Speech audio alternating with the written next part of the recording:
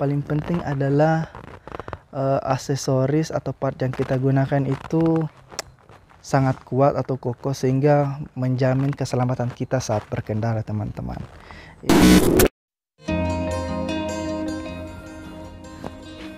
Assalamualaikum warahmatullahi wabarakatuh. Kembali lagi bersama saya di Ismail Channel.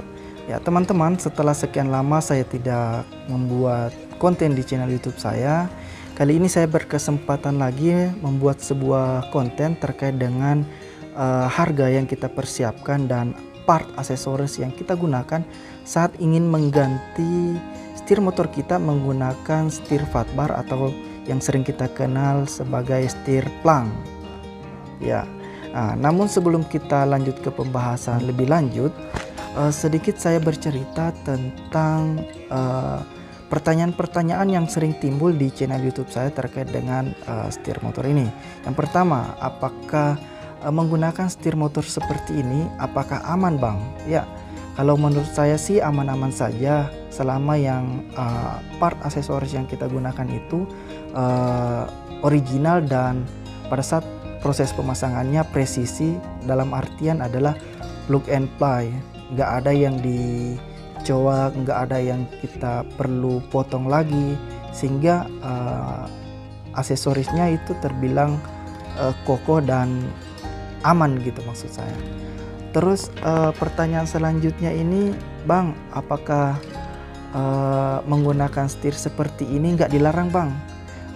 Sesuai dengan pengalaman saya setelah saya menggunakan setir ini selama kurang lebih 2 tahun, sampai sekarang belum pernah ada larangan terkait dengan setir yang saya gunakan ini. Walaupun saya sudah sering dapat sweeping ataupun razia di jalanan-jalanan kota, tapi untuk permasalahan di setir ini nggak pernah dilarang.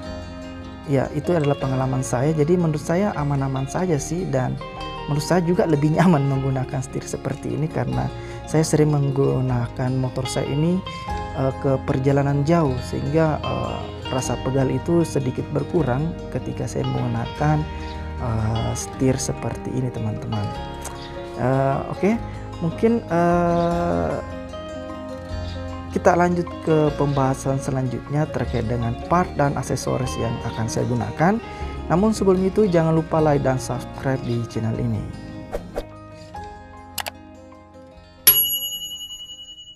Oke teman-teman, kita langsung saja ke pembahasan selanjutnya. Yang pertama yang kita gunakan itu kita mulai dari bawah sini ya. Yang pertama di bawah sini itu kita menggunakan stang dudukan X-Rite atau stang dudukan Vino, itu tergantung dari selera teman-teman. Nah, itu untuk harga saya langsung lampirkan saja di layar YouTube saya karena saya juga lupa berapa sih harga yang terupdate sekarang. Selanjutnya yang kita persiapkan itu adalah cover up. Ini yang saya gunakan adalah cover up dari X-Rite All X-Rite All ya, X-Rite All.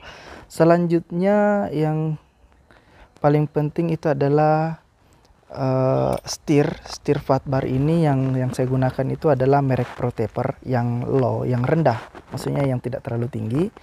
Dan untuk pada saat pembelian setir ini kita sudah mendapatkan riser seperti ini, riser bawaan dari setir Pro Taper.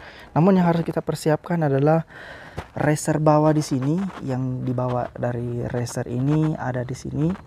Kita menggunakan riser bawahnya itu dari X-Rite karena saya menggunakan stang dudukan X-Rite, berarti yang harus kita persiapkan di sini adalah riser bawah dari X-Rite itu sendiri. Ya. Selanjutnya kita ke bagian sini. Yang saya menggunakan saklar kiri itu adalah saklar Fiction yang seperti ini, teman-teman. Ya. Saklar Fictionnya yang mempunyai lampu tembak atau lampu kode gini, yang biasa saya gunakan ini lampu kode, dan ini menurut saya sangat bagus ya. Dan informasinya, sedikit informasi bahwa yang saya gunakan di sini adalah saklar original, sehingga tidak gampang rusak dibanding yang KW-KW, teman-teman. Dan untuk saklar sebelah kanan ini saya menggunakan saklar domino yang supaya ini fungsinya di sini masih menggunakan idling stop dan masih berfungsi. Dan ini di bagian sini adalah untuk starternya, untuk tombol startnya ya teman-teman. Ya. Terus untuk hand grip saya yang saya gunakan di sini, ini sebenarnya hand grip yang model trail teman-teman. Dia bergerigi, namun karena penggunaannya sudah lebih dari 2 tahun atau hampir 2 tahun lah teman-teman, jadi kayaknya sudah kelihatan kayak jelek ya. Tapi menurut saya penggunaan ini sangat nyaman karena dia mempunyai gerigi, jadi untuk perjalanan jauh masih aman-aman saja. Terus selanjutnya untuk di bagian hand guard ini saya sudah pernah beberapa kali mengalami kecelakaan, artinya jatuh di jalanan gitu teman-teman. Dan untuk hand guard ini sangat kuat, sangat kokoh, sehingga dapat melindungi setir kita ataupun kopling di sini sehingga tidak patah. Dan ini saya masih menggunakan merek Protaper sepaket dengan